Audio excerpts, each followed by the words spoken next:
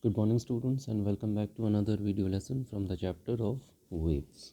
In the previous class we had studied about superposition of waves.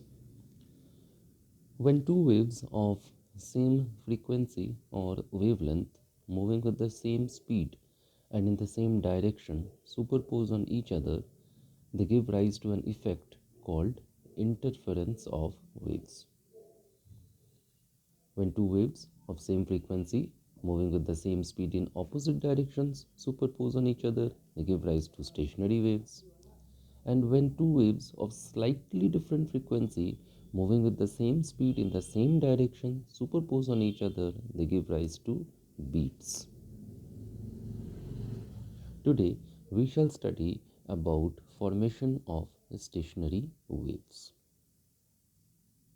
Now I hope that you have already gone through the topic regarding reflection of waves. You should be completely aware of how transverse waves and longitudinal waves undergo reflection. In order to understand the formation of stationary waves, it is very important to understand the concept of reflection of transverse and longitudinal waves at a rigid and a free boundary. So now we may proceed through the topic of discussion for today, that is stationary waves, or what are called standing waves. Let's begin with the definition. Whenever two progressive waves of the same wavelength and amplitude travel with the same speed through a medium in opposite directions and superpose upon each other, they give rise to what is called the stationary or standing waves. Now, as you can see in the picture shown below, in stationary waves, there are certain points where the amplitude is 0 and the strain is maximum. These points are known as nodes. Midway between these nodes, there is another category of points where the amplitude is maximum.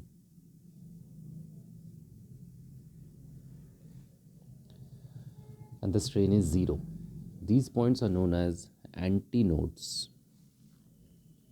In between the nodes and the antinodes, the amplitude lies between 0 and maximum.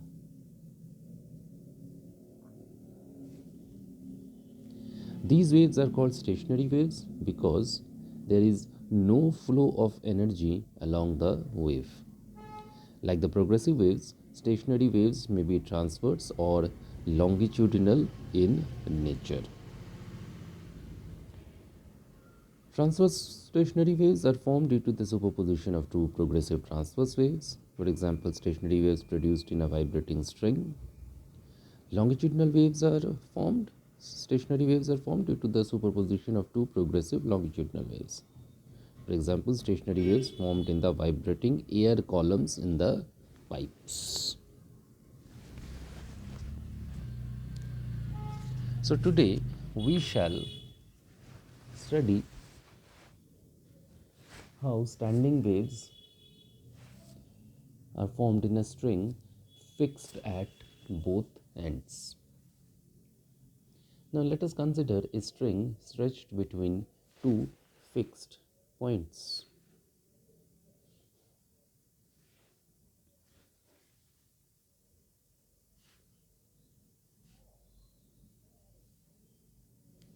Somewhat like this.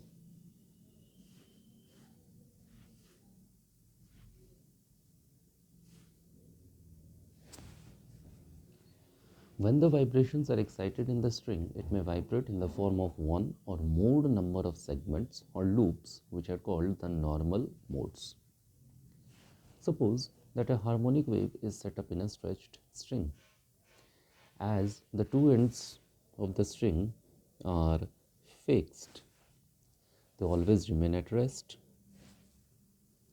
The harmonic wave set up in the string gets reflected from the two fixed ends of the string continuously, and a large number of waves with different phase travel in either direction are produced in the string. So these waves interfere with each other. Unless the string is excited by a harmonic wave of suitable frequency, no distinct vibrations will be seen in the string. Now let us suppose that a wave pulse is moving from left to the right along the x-axis. Now it is represented by y dash equal to r sine 2 pi by lambda Vt minus x. Now the right fixed end of the string acts as a rigid boundary. Let us choose the right fixed end as the origin of the coordinate system, that is x is equal to 0. As such, the sign of x is reversed and therefore the wave pulse moving from left to right may be represented as y dash equal to r sine 2 pi by lambda Vt plus x. This may be written due to the choice of the origin of the coordinate system. Now after reflection at the right fixed end, the wave pulse travels from right to left,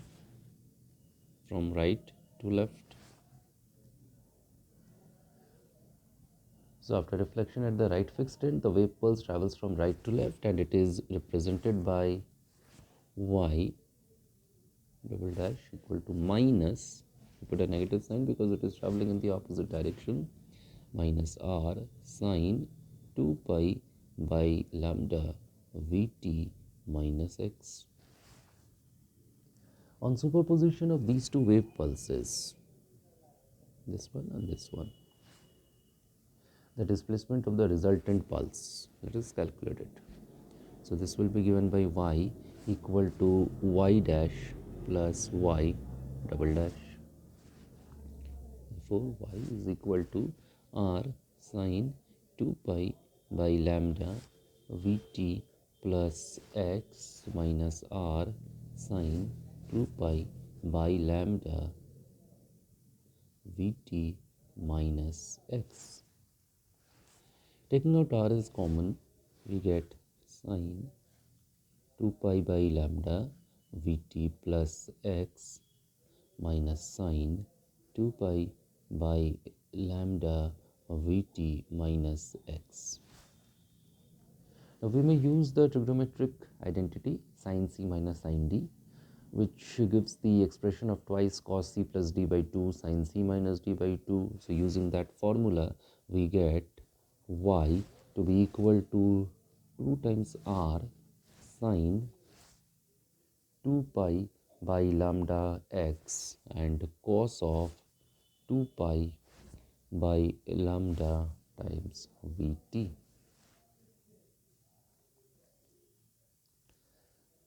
Now amplitude of the resultant wave formed is given by A equal to 2r sine of 2 pi by lambda times x, so which varies with distance x from the origin.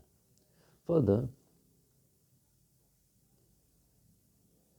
from the expression that we have obtained for y, that is twice r sine 2 pi by lambda x cos 2 pi by lambda Vt, this is not similar to this expression. So obviously this is not the expression of a traveling harmonic wave. Rather, this represents what we call a standing or stationary wave. Now since the string is fixed at x equal to 0 and x equal to L, string is fixed at both the ends. If suppose L is the length of the string, then obviously at these 2 points there must be nodes, that is the points of minimum displacement, because these 2 points have been fixed and the string is not allowed to move. So in this case there should be node. It means for y equal to 0 at x equal to 0 for all time and y is equal to 0 at x is equal to L for all time, isn't it? These may be considered what we call the boundary conditions. So, for amplitude to be 0 at x is equal to L, we can write down twice r sine 2 pi by lambda L equal to 0, or sine of 2 pi by lambda times L is equal to 0. Now this condition will be satisfied if 2 pi by lambda L is equal to n pi, where n is equal to 1, 2, 3 and so on. Therefore, we get L to be equal to n lambda by 2. So, if n equal to 1, 2, 3, these correspond to the first, second, third mode of vibration. Let's study all of these one by one. For the first mode of vibration, if lambda 1 is the wavelength of the standing wave for n equal to 1, we may write down L to be equal to lambda 1 by 2, or lambda 1 will be equal to 12. So this means for L equal to lambda 1 by 2, the string will vibrate in one segment.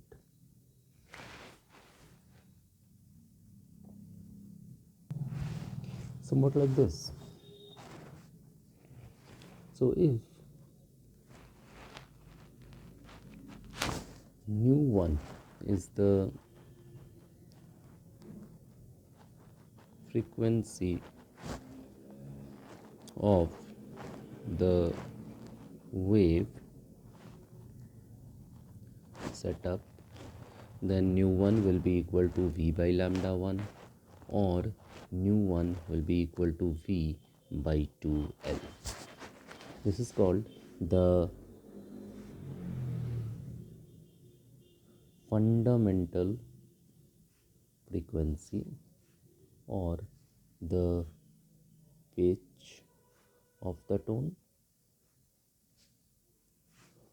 or the first harmonic. This is the minimum frequency with which the standing waves can be set up in the string. Now, we also know that V is equal to root over T by M. V is the speed of the wave formed in the string.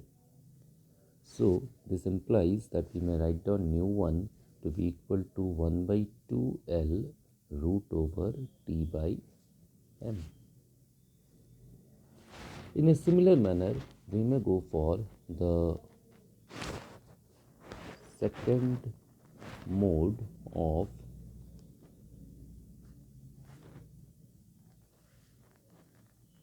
vibration.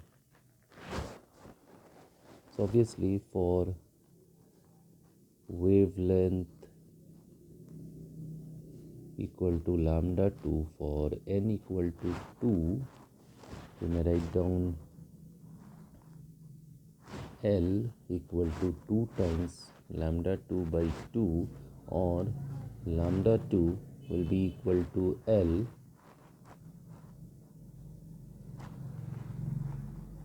in this case the string will vibrate in two segments.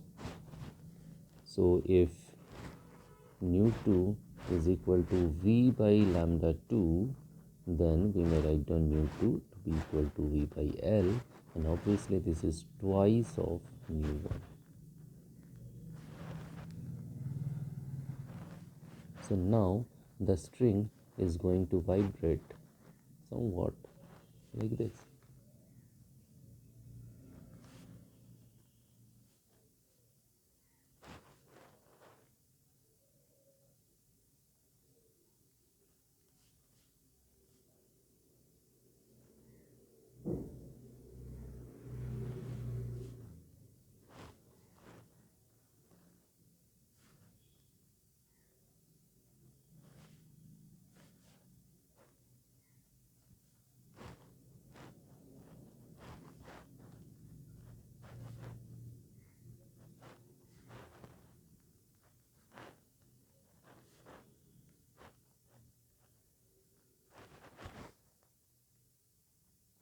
Now this is called the first overtone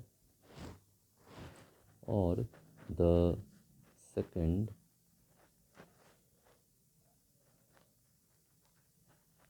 harmonic. It is of frequency twice the fundamental frequency and is called an octave higher than the fundamental frequency. Accordingly, we may also find out the third mode of vibration. So obviously, in general, wavelength of the nth mode of vibration of the stretched string is given by lambda n equal to 2L by n, and frequency nu n is given by n times V by 2L, which is n times nu 1, and it is called the n minus 1th overtone or nth harmonic.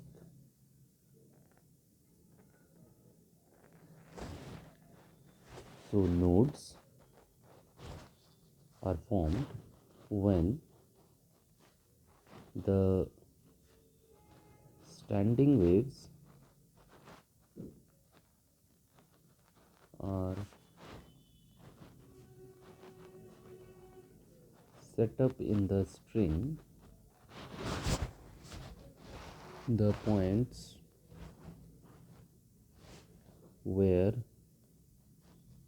the amplitude is 0. So in the nth mode of vibration, there are n plus 1 notes, and they are located at right end of the string, which is regarded as the origin, at distances x equal to 0, L by n, 2L by n, and so on up to L. So nodes are marked by the letter n. Similarly, for antinodes, these are the points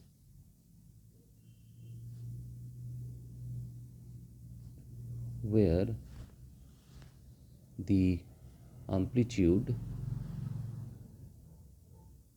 is maximum. So in the nth mode of vibration, there are n antinodes, and they are located from the origin at distances x equal to L by 2n,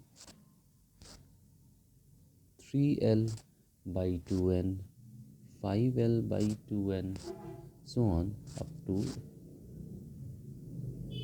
this point. So in the figure, we mark the antinodes as A. So this will be the discussion for today. In our next class, we shall be considering the topic of formation of standing waves in a pipe closed at different ends.